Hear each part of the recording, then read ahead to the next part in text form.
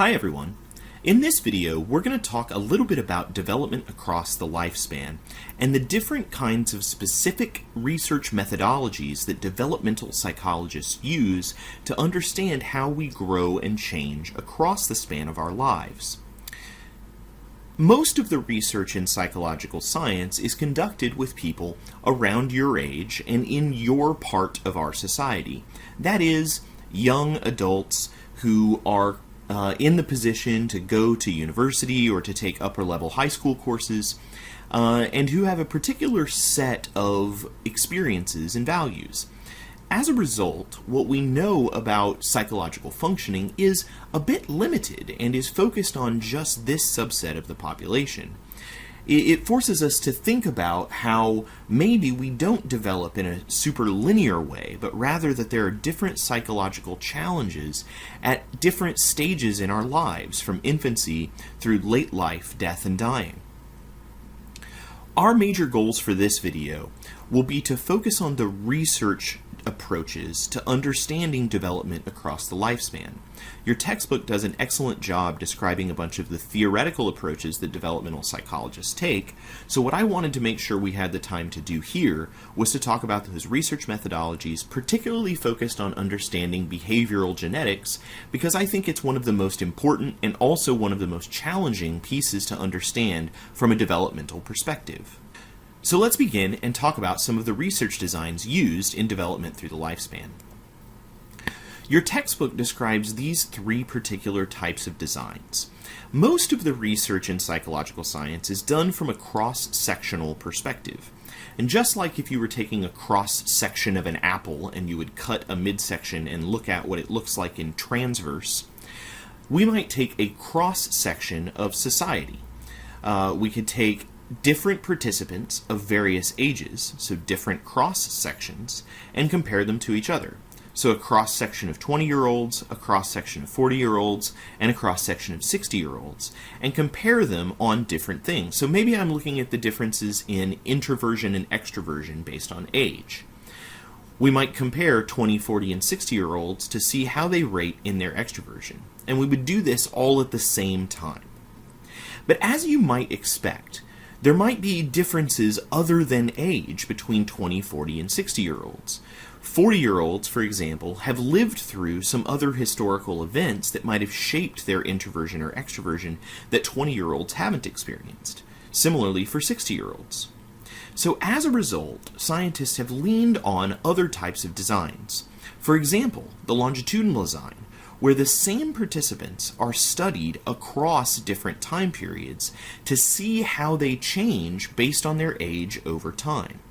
So for example, the Maine Syracuse longitudinal study are data collected here at Maine and in Syracuse, New York, from a series of participants over the course of about 50 years.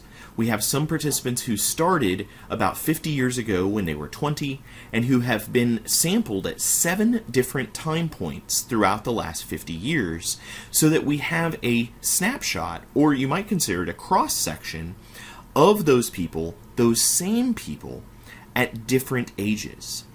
You can think about why this might be valuable, as if we have the same person and we're measuring their introversion over time, for example, any changes in that introversion should be attributable to changes that have occurred as a result of time, and not because our participants might be inherently different from 20 to 40 years old. Longitudinal designs have some problems, however. As you can see, we need to follow participants over a long period of time. That's really difficult to do, to keep participants coming back. Participants drop out of the study. In the case of the Maine Syracuse study, some participants die over the course of 50 years, and it's hard to keep track of everybody over that time period. It's also extremely time-consuming. If you want to understand the differences caused by aging, you have to wait for people to age in a longitudinal design, which gives you a lot of control, but makes it take a lot more time. A compromise between these two different types of designs is the cross-sequential design, where you have different participants of different age groups, just like in a cross-sectional design, but you follow those different cross-sections for a shorter period of time, no more than about 6 years. In this case, you can see both age-related differences and age-related changes at the same time. Are there basic differences between 20 and 40-year-olds? And do 20 and 40-year-olds change in the same way or differently on that quality over the course of 5 years or so? As you can see, understanding age-related changes, which is really what we're most interested in, is really difficult. Lifespan researchers use various versions of these designs in order to get at how people change across the lifespan and how age influences different types of important psychological outcomes. Where I want to spend most of our time in this video is understanding behavioral genetics. Behavioral genetics is the understanding of how genes and our environment, or nature and nurture, interact to produce the different kinds of thinking, feeling, and behaving that we've been talking about already throughout the class. Since this is a relatively complicated section to understand, and the textbook doesn't spend a ton of time discussing it, I wanted to make sure that we understand how genes and our environment influence one another and ultimately produce the humans that we become. It's important to understand that genes make up our physiology, our bodies. Genetic codes produce proteins, which are the basis of all of our cells, all of our organs, and all of their functions, including our brains.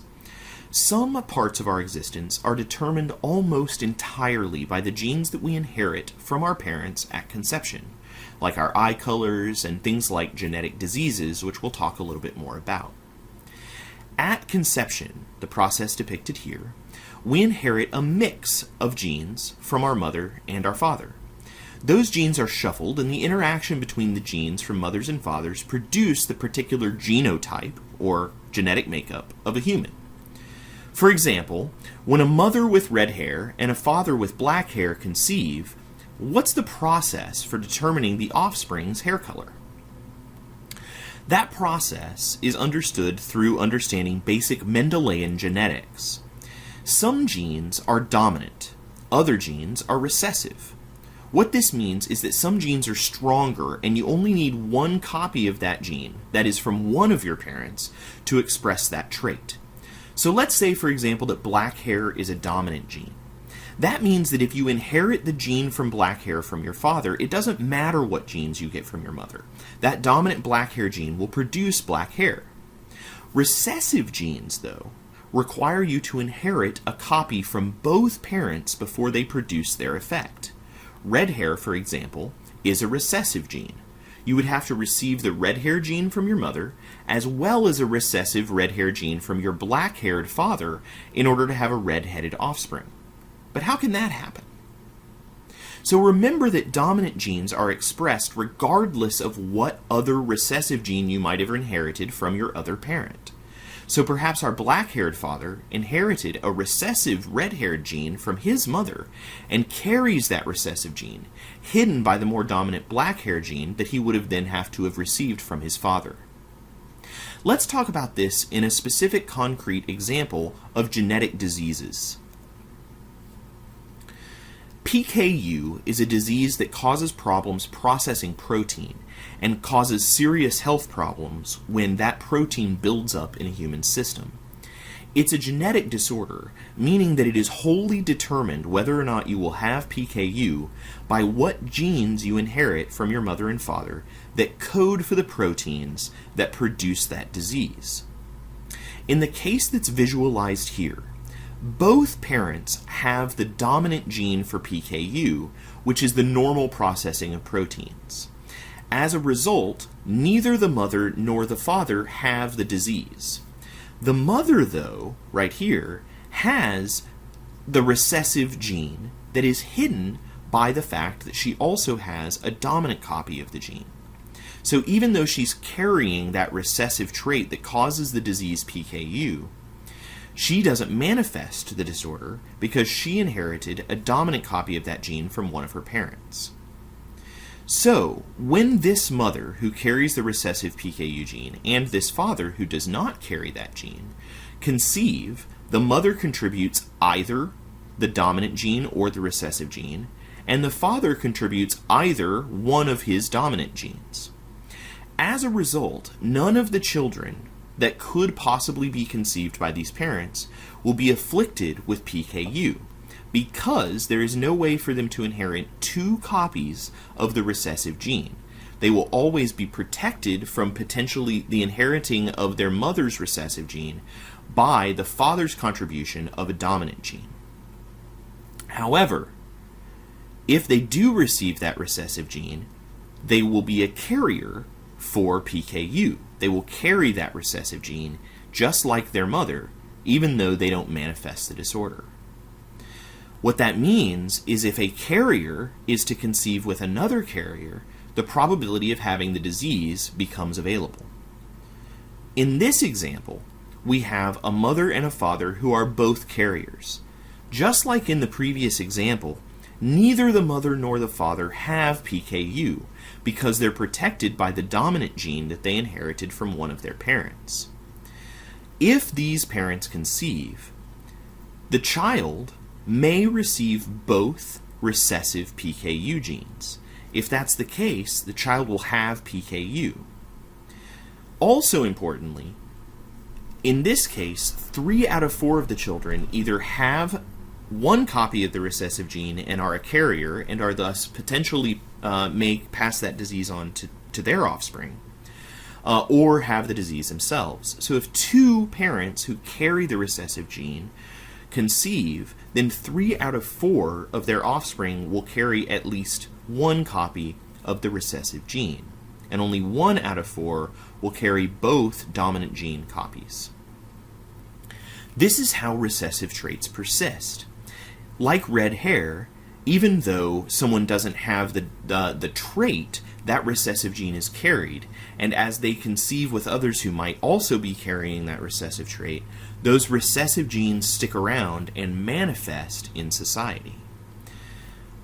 In this case, we've been talking about a disease that is specifically focused or is specifically coded for by genes. But as you understand, most human qualities are not coded for by some specific single gene. They're coded for by many different genes that interact with each other, making this more complex in reality than we've discussed here. It would be much easier to understand how humans would behave if all of our behaviors were wholly determined by genetics like PKU. But the reality of the situation is that most things are not wholly genetic. Take your introversion or extroversion like we've described before.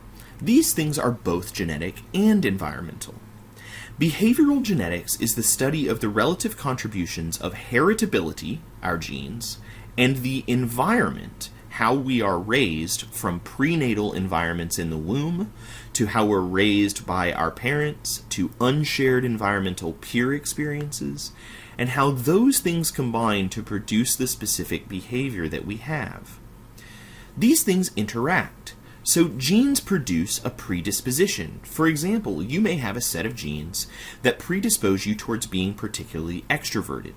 However, those genetic predispositions interact with the environment and the culture that we're raised in to shape the expression of those genes. And in many cases, the environment can influence the biological expression of those genes.